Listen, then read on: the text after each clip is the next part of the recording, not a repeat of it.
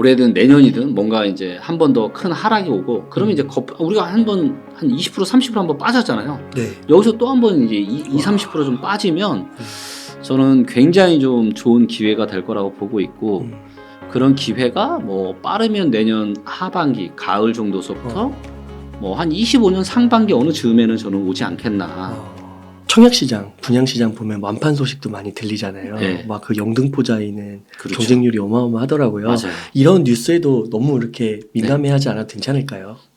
이런 뉴스에도 너무 민감해하지 않으셔도 될 것 같고요. 지금 이런 것들을 분양을 받으면 이제 입주가 25년 정도 될 거잖아요. 그렇다라고 보면 저는 이거는 지금 분양받는 거는 최소 10년에 한 번 올까 말까 한 절호의 기회는 아니지만 나쁘지 않은 선택 정도는 되겠다. 이렇게 새 아파트를 분양받는 거는 뭐 제가 이렇게 막 절대 안 됩니다라는 얘기는 저는 드리고 싶진 않아요. 네. 서울에 국한하면은 워낙 그렇죠. 입주 물량이 적기 때문에. 네. 하지만 이게 최선의 선택이냐, 이게 10년에 한 번 올까 말까 한 절호의 기회냐라고 여쭤보신다라면 네. 그건 아직 멀었다라고 말씀드릴 수 있겠습니다. 그러니까 그 원희룡 장관이 어젠가요? 그 말씀하실 때 미분양이 네. 10만 원까지는 가야 된다고. 네. 그리고 약간 더 떨어져야 될 것 같다고 이런 말씀을 하시는 것 같더라고요. 네, 맞아요. 그게 10년에 한 번에 오는 기회. 맞습니다. 지금은 여전히 비싸거든요. 예를 들어서 이제 소득 대비한 이제 저평가 인덱스만 보더라도 소득 대비해서 지금 많이 내려와서 싸졌지만 좀 싸졌지만 역사적으로 봤을 때는 어때요? 지금 평균이 17.2인데 여전히 높아요. 네. 여전히 여전히 지금 24.1입니다. 굉장히 높은 수준이란 말이에요. 네, 더 꺼져야 돼요, 거품이. 네. 2014년 이때가 13도 안 됐어요. 와. 13. 근데 지금 얼마냐면요. 24예요. 그럼 지금 거의. 거의 2배예요. 그러니까 네. 지금도 한 40%는 빠져야 10년에 한 번 올까 말까 하는 절호의 기회가 얼만큼 싸지는 거죠. 네. 그 시기가 언제쯤 올 거라고 보세요? 그 시기가 이제 저는 한 2가지 시나리오로 좀 보고 있는데 네. 이런 시기를 가늠하는 거는 지금은 이제 가늠만 할 뿐이에요. 근데 미래에 어떤 일이 생길지 어떤 데이터가 나올지는 우리도 알 수 없잖아요. 그렇죠. 그래서 이거는 그냥 참고만 하시고 중요한 건 좀 더 미래가 더 가까이 오면서 점점점 이런 시기를 가늠하기가 더 정확해질 겁니다. 근데 올해든 내년이든 뭔가 이제 한 번 더 큰 하락이 오고 그러면 이제 우리가 한 20% 30% 한번 빠졌잖아요. 네. 여기서 또 한 번 이제 30% 좀 빠지면 저는 굉장히 좀 좋은 기회가 될 거라고 보고 있고 그런 기회가 뭐 빠르면 내년 하반기, 가을 정도서부터 뭐 한 25년 상반기 어느 즈음에는 저는 오지 않겠나. 라고 보고 있습니다. 근데 만약에 제가 생각하는 그런 급락세가 만약에 나타나지 않는다. 라고 한다라면은 금융위기 이후 때처럼 굉장히 완만하게 이렇게 또 지루하게 한 3, 4년 빠질 수도 있죠. 네. 근데 그 가능성보다는 저는 이번엔 조금 더 단기 급락이 저는 좀 나올 패턴이 높다라고 보고 있어요. 그러면은 한 20% 최소한 20% 정도 더 빠질 거라고 보시는 거예요? 네, 최소한 저는 한 20% 지역마다 다르긴 하지만 한 20% 이상은 더 빠져야 제가 생각하는 그래도 이거는 물은 미치다. 사볼만 하겠다. 네. 그게 이제 제가 그 방송 들으니까 2017년 정도 가격, 18년 정도 가격. 네, 그러니까 뭐냐면 원래대로라면 2021년의 가격은 없었어요. 그런 가격은 원래 올 수가 없어요. 대한민국 부동산 시장에. 근데 이제 코로나 버블과 임대차 3법 때문에 이제 난리가 났던 거고요. 근데 이제 지금 이제 아직 보면은 수도권 같은 경우 일부 지역은 아직도 21년 가격을 아직도 유지하고 있는 데가 있어요. 그래서 저는 이거는 코로나 버블 시대 가격이기 때문에 우리 머릿속에서 완전 지워야 되는 거고 그렇다면 못해도 한 2018년 아니면 정말 이제 만약에 2017년 가격이 떨어진다. 그거는 뭐 엄청난 기회가 될 것 같고요. 못해도 2018년 가격까지는 떨어져야 우리가 이제는 뭐 주택 구매력 지수상이나 뭐 전세 대비나 소득 대비해서 상당히 저평가된 구간이어서 이제는 우리가 한번 영끌에서 진짜 내 집 마련을 좀 해봐야 될 시기가 아닌가 생각합니다. 개별 아파트마다 다르긴 하겠지만 네. 뭐 강남 3구에 있는 아파트들도 한 2018년 정도를 기준점으로 삼고 네. 조금 뭐 실거주라면 조금 비싸게 사는 감이 있어도 들어가고 네. 투자자라면 정말 그렇게 하면 더 면밀하게 따져서 들어가고 그렇게 생각해봐도 괜찮을까요? 네, 맞습니다. 그리고 이제 시기가 지나면 다 또 데이터가 바뀔 거잖아요. 데이터가 바뀌면서 우리가 이제 가늠을 또 해봐야 되고, 네. 그 다음에 이제 조만간 지금은 이제 지역별 이 소득 대비한 저평가나 주택 구매력 지수밖에 없었는데 이거를 저희가 개별 아파트까지 다 지금 만들었어요. 그래서 이거를 이제 앱에도 적용을 할 건데 이거를 뭐 무료로 할지 유료로 할지는 좀 고민을 해봐야 되는데 네. 아무튼 개별 아파트까지 전부 다 그런 인덱스를 저희가 다 만들어서 예, 그래서 얘가 이제 소득 대비해서 어느 정도의 수준이지. 근데 뭐 한 2018년 정도 수준이다라면 저는 그래도 괜찮은 수준이라고 생각합니다. 아, 네. 그러면은 이거 조금 더 직접적으로 여쭤보면 네. 지금 여기 현재 네. 예를 들면 강남구가 23억 이렇게 돼 있는데요. 네. 여기서 20% 정도 생각하면 되는 건가요? 맞아요. 아, 그래요? 네, 5억 강남구가 지금 이게 이제 9평이라고 할 수 있는 34평 가격을 이렇게 해놓은 거거든요. 정도? 네, 34평 가격이 지금 23억인데 그럼 여기서 20% 빠지면은 한 5억 가까이 빠지는 거잖아요. 그러면 18억 정도 되는 거잖아요. 예, 그 정도면은 그래도 우리가 한 무릎 정도는 충분히 되는 가격이라고 생각합니다. 그럼 송파구는 16.4억이라 나오는데 네, 그럼 20% 정도 하면은 한 네. 3, 4억 되잖아요. 그렇죠. 근데 아까 엘스가 네. 20억. 아, 엘스가, 그거는 좀 네. 다른 거군요. 네. 그거는 엘스는 송파구에서도 좀 제일 또 비싼 또 아파트 축에 속하니까. 아, 네. 네. 부동산 PF 부실, 뭐 네. 브릿지론 네. 이런 거 얘기가 좀 위기론이 점증되고 있다고 하더라고요. 맞아요. 터질 가능성이 높다고 보시나요? 저는 개인적으로 안 터질 가능성보다는 터질 가능성이 더 많다라고 보여지고 있고요. 네. 이미 이제 가장 심각하게 문제가 되고 있는 곳이 새마을 금고예요. 맞아요. 새마을 금고는 이미 부동산 시장이 2022년부터 꺾였잖아요. 꺾였는데 PF 대출을 22년, 23년에 더 많이 해준 거예요. 시장이 꺾였는데. 그러면은 그렇게 PF 대출 해준 데는 다 지금 굉장히 상황이 안 좋겠죠. 그러다 보니까 지금 연체율이 9%까지 치솟았습니다. 네. 그래서 이런 새마을금고나 이런 저축은행 쪽에서 저는 조금 뭔가 저는 문제가 올해 뭐 여름 가을쯤에는 문제가 생길 가능성이 꽤 높지 않나 그렇게 판단하고 있습니다. 대표님 그 서울 아파트가 네. 그 급여 생활자 분들에게는 굉장히 비싸잖아요. 너무 평균 비싸죠. 아파트 가격으로 네, 봤을 때. 맞습니다. 그리고 저희가 주로 막 거의 논의되는 거는 강남, 용산, 여의도 막 이런 데만 이야기를 좀 하잖아요. 네. 혹시 대표님께서 보실 때 이런 지역 말고요. 네. 서울에서 좀 이 정도면은 좀 접근해 보면 괜찮다. 네. 혹시 그런 지역이나 추천해 주실 만한 곳이 있으실까요? 뭐 경기도도 좋고. 저는 이제 좀 좋게 보는 곳이 이제 성남 분당 쪽, 어. 분당 쪽이 굉장히 좋을 것 같고, 그 다음에 안양 쪽도 그렇게 또 살기 좀 괜찮은 지역 중에 하나로 보고 있고요. 좀 비싸긴 하지만 과천도 굉장히 좋고요. 네. 그 다음에 저는 이제 금천구나 이쪽 구로구 쪽도 괜찮다라고 봐요. 왜냐하면 여기가요?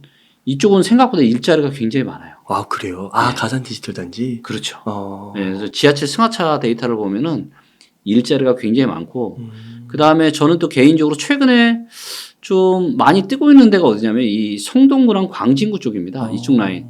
자, 이제 수도권 같은 경우는 이제 지하철을 많이 타고 다니잖아요. 네. 그래서 이 지하철 승하차 데이터가 수도권 부동산 시장을 파악하는 데 있어서 굉장히 중요한 데이터예요. 그래서 이제 이거를 지하철 승하차 데이터를 이제 시각화해서 이제 만들어 놓은 거고요. 와. 자, 그래서 이제 제가 많이 보는 게 뭐냐면 승차 데이터보다는 이제 하차 데이터를 좀 많이 봐요. 자, 하차 이게 보시면 원의 크기가 있죠. 네. 원의 크기는 지하철 역별로 여기는 승차 인원, 위에는 승차 인원, 밑에는 하차 인원이에요. 그래서 어디가 승차 인원이 많고 어디가 하차 인원이 많은지를 데이터로 알 수 있는 거죠. 그리고 시간을 제가 7, 8, 9로 했습니다. 즉 출근 시간대로 제가 해놓은 거예요. 자, 그럼 출근 시간대에 특정 지하철역에서 많이 내린다는 얘기는 무슨 얘기죠? 일자리가 많은 거. 일자리가 많은 거예요. 자, 그래서 요 원의 크기가 일자리 개수의 크기인데 또 색깔이 빨간색이 있고 파란색이 있죠. 네. 빨간색은 뭐냐면 일자리가 느는 거예요. 그러니까 하차를 많이 하는 거예요. 네. 출근 시간대. 네. 출근 시간대 하차를 많이 하는데 빨간색이 늘어난다는 얘기는 그 주변에 뭐가 늘어나기 때문에 일자리가 많이 늘어나기 때문이에요. 그러면 요쪽 제일 빨간 데가 어디냐면요. 여기 성수역. 성수역. 예. 뚝섬역 요쪽. 입구가 네. 생기는데 저러죠. 자, 이쪽 라인이 지금 웜도 크고 빨갛죠. 원래 네. 이제 강남에 이쪽은 워낙 뭐 일자리만 우리가 차치하고 여기 빼놓고 그나마 눈에 두드러진다 여기랑 지금 요쪽 가산 디지털 단지역이랑 요쪽 독산역 요쪽 그 다음에 발산역이랑 요쪽 공항철 요쪽이 또 지금 또 좀 꽤 괜찮죠. 자, 그러면 우리가 어디가 지금 일자리가 많이 늘고 있고 그러면 그 주변에는 주거에 대한 수요가 당연히 높겠죠. 자, 그래서 제가 지금 개인적으로 조금 여기는 되게 좀 괜찮을 수 있겠다라고 제가 보는 지역이 어디냐면 여기 이제 리치고에서 이제 호재를 들어가면 이게 호재를 보여주는데 구의역을 보잖아요. 네. 구의역 바로 옆에 자양일 재정비 촉진 구역이 있습니다. 자, 여기가 이제 호재 등급이 A급이에요. 굉장히 이제 좋다라는 거고 이제 중공 및 청산이고 조만간 여기 이제 분양합니다. 올해 한 그래요? 6월이나 7월 달 정도에 분양을 지금 하고요. 저희가 이제 이 적정 분양가를 빅데이터랑 인공지능으로 여기 현재 자문도 하고 있고. 근데 정확한 분양가는 아직은 제가 얘기할 수는 없지만 이제 좀 나중에 좀 더 조정을 하긴 해봐야 되겠지만 분양가 그렇게 아주 높게는 산정이 안 될 것 같아요. 근데 여기가 뭐가 좋냐면 아파트만 들어오는 게 아니라 여기에 이제 구청이랑 호텔이랑 즉 일자리가 같이 들어와요. 그리고 이제 보시면 면적이 작지가 않잖아요. 네. 그리고 아파트가 들어오는 거예요. 네, 지하철역 바로 옆이고 호텔도 있고 구청도 있고 네. 일자리까지 같이 들어오면서 또 여기서 한강 뷰가 보이잖아요. 그리고 분양가가 그렇게 비싸잖아요. 네. 그래서 여기 저는 괜찮겠다. 그리고 요 옆에 주변에 개발 호재가 많은데 여기 이제 자양 5 재정비 촉진구역 그다음에 이제 동서울 터미널이 또 거기가 또 이제 또 개발이 또 될 예정이고요. 그런데 요번에는 이제 아파트 나이 데이터로 제가 한번 가볼게요. 우리가 이제 가치를 결정하는 데서 굉장히 중요한 것 중에 하나가 희소성인데 예를 들어서 이 주변에는 오래된 아파트밖에 없어요. 근데 새 아파트가 들어와요. 자, 여기는 안 그래도 새 아파트가 많아요. 근데 새 아파트가 들어와요. 자, 어디가 더 희소성 있고 더 가격 경쟁력이 있을까? 앞에. 그렇죠. 예. 주변에 오래된 아파트가 많은데 새 아파트가 들어와. 맞아요. 그러면 거기는 뭐죠? 당연히 경쟁력이 있겠죠. 네. 자, 그런데 이제 서울을 보시면 아까 제가 얘기한 데가 이제 여기 이제 성동, 광진구 이쪽 라인이 지금 일자리가 많아지고 있다. 그리고 자, 여기 보시면 요게 이제 자양동의 아파트 나이가 평균 22.6년입니다. 원의 크기가 아파트 개수의 크기고요. 색깔이 빨갈수록 아파트가 오래된 거예요. 오래됐네요. 자, 성동구 아까 이제 성동역, 뚝섬역 이쪽 라인에 지금 최근에 일자리가 많이 증가하는 거 확인하셨죠? 네. 자, 그런데 여기 아파트가 새 아파트가 별로 없죠. 네. 왜냐하면 지금 오래됐잖아요. 그렇죠? 맞아요. 자, 그러면 요 세 군데에 클릭을 해볼게요. 이렇게. 자, 이렇게 보면은 자, 이 원의 크기가 아파트 단지 세대수 크기예요. 자, 언뜻 봐도 새 아파트가 있어요, 없어요? 없네요. 전부 다 오래된 아파트밖에 없죠. 여기 보시면 요 이제 좀 진한 빨간색이 20년에 30년이고 아주 빨간색이 30년 이상이에요. 언뜻 봐도 다 지금 새 아파트는 이쪽에 트리마제, 그 다음에 아크로 서울 포레스트 이쪽밖에 없죠. 네. 이쪽은 다 오래됐죠. 네. 자, 그런데 아까 제가 얘기한 여기 구역 바로 옆에 자양일 재정비 축지구역 여기에 지금 아파트가 지금 800세대 넘는 게 들어온단 말이에요. 그러네요. 네. 야. 자, 그러면 희소성이 있죠. 희소성이 있어요. 네, 여기가 건대 입구인데 그래서 주변에 오래된 아파트가 많고 그러니까 희소성이 있고 그리고 분양가가 어떻게 나올지 모르지만 분양가만 어느 정도 적정한 메리트 수준이다. 그러면 한번 생각을 해보시죠. 자, 지하철역에 바로 옆에 아파트 단지가 들어오는데 호텔도 생기고 구청도 들어와서 일자리가 있는 곳인데 안 그래도 원래 일자리 증가하는 거 데이터를 보셨죠. 네. 근데 분양가가 비싸지 않다? 근데 한강도 보이고 주변에 개발 호재도 있고. 네, 너무 좋은데요. 괜찮죠. 그러니까 제가 봐서는 나쁘지 않을 것 같아요. 저도 개인적으로 조금 주목을 하고 있는 곳 중에 하나입니다. 그래서 이런 식으로 분석을 하는 거예요. 어떤 개별 아파트에 대한 분석이나 이런 것들을. 네.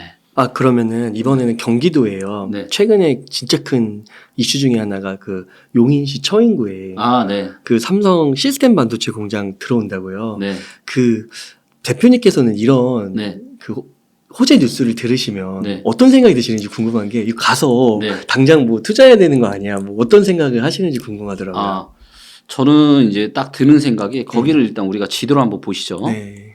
자, 거기가 어디냐면 자, 여기가 이제 남사읍이에요. 네. 지금 여기다가 하겠다라는 거거든요. 네. 그리고 이제 반도체 공장을 하려면 물이 많이 필요하잖아요. 그러니까 딱 이 호수 옆에. 네, 지금 딱이죠. 자, 근데 여기가 고덕이 여기 있어요. 고덕이. 평택. 네. 네. 자, 그럼 거리를 한번 재보면 여기서부터 남사읍까지가 14km. 진짜 뭐 금방이겠죠. 얼마 안 돼요. 네. 네. 자, 그리고 여기 또 동탄이 있습니다. 동탄 여기로부터 한 9km밖에 안 돼요. 네. 자, 저는 이제 어떤 생각이 들었냐면 네. 평택, 그쵸? 네. 그 다음에 동탄, 여기 이쪽 라인 이렇게 다 지금 이쪽에 완전 엄청난 지금 반도체 클러스터를 만들겠다는 거잖아요. 네. 그래서 저는 드는 생각이 저는 남사읍에 땅을 사러 가야 되겠다는 게 아니라 남사읍 말고 왜냐하면 다 사람들은 다 여기만 주목할 거거든요. 근데 저는 여기가 아니라 여기랑 동탄이랑 다 아우르는 이 여기에서 저는 찾을 것 같아요. 그래서 야 여기 이제 땅 사두면은 중장기적으로 괜찮겠다. 근데 이게 아무리 개발이 빨리 돼도 착공이 아무리 빨라도 26년 말이에요. 네. 그러면 이제 뭐 하면 27년이나 늦으면 28년 정도 착공이 시작될 수도 있는 거거든요. 그러니까 당장 제가 보기에는 막 시급한 건 아니지만 조금 이제 부동산에 관심이 있으신 분들은 왜냐면 이제 이쪽에 뭐 300조 이상을 들여서 반도체 클러스터를 전 세계 최고의 지금 반도체 클러스터로 만들겠다고 하는데 그러면 이쪽 주변에 일자리가 얼마나 바글바글 하겠습니까? 삼성뿐만 아니라 삼성 뭐 이런 하청업체들이 관련된 업체들이 다 주변에 또 붙어 있게 되어 있거든요. 그래서 이쪽 주변도 쭉 아울러서 같이 좀 관심을 가지시면 저는 좋을 것 같아요. 그 동탄이나 평택 쪽에 네. 아파트 많이 지었잖아요. 네. 그런데도 한번 이번 기회에 한번 자금이 거기 허락되는 한 네. 노려보는 것도. 그렇죠. 자 그러면 이것도 이제 입주 물량을 한번 보면은 자 용인시 처인구 같은 경우는 공급이 보시면 24년이 좀 많은데 25년부터 확 줄어들잖아요. 그러면 이제 이런 데 같은 경우는 24년 말 정도가 상당히 좀 저는 가을 연말 정도가 기회가 좀 될 수 있다고 보고 있고요. 그다음에 이쪽에 이제 오산도 보면 그렇게 멀지 않죠. 네. 오산도 24년에만 지금 입주 물량이 좀 있어요. 예. 그 25년은 없죠. 평택이 25년에 좀 있네요. 네. 예, 24년에 줄어들고 25년 좀 있지만 이 정도는 전혀 뭐 문제될 건 아니거든요. 26년에 다시 줄어들고. 네. 그래서 이 정도라면은 충분히 저는 뭐 적당한 시기만 잡는다라면 이쪽 뭐 용시 요쪽 라인 그래서 동탄부터 해가지고 오산, 평택, 뭐 어쩌면 안성까지도 요쪽이 아파트나 땅 투자하기에 좀 괜찮지 않나 그런 생각을 합니다. 지금 어디에 어떤 지역에 어떤 아파트를 투자하면 좋으실지를 쉽고 빠르고 정확하게 도와드리겠습니다. 23년 말이나 늦어도 24년 중순에는 내 집 마련을 할 수 있는 절호의 기회가 올 것이라고 판단이 됩니다. 평생 돈 걱정 없이 살고 싶지 않으신가요? 1,000만 원만 있어도 돈이 아예 없어도 부동산 투자로 부자가 되실 수 있습니다.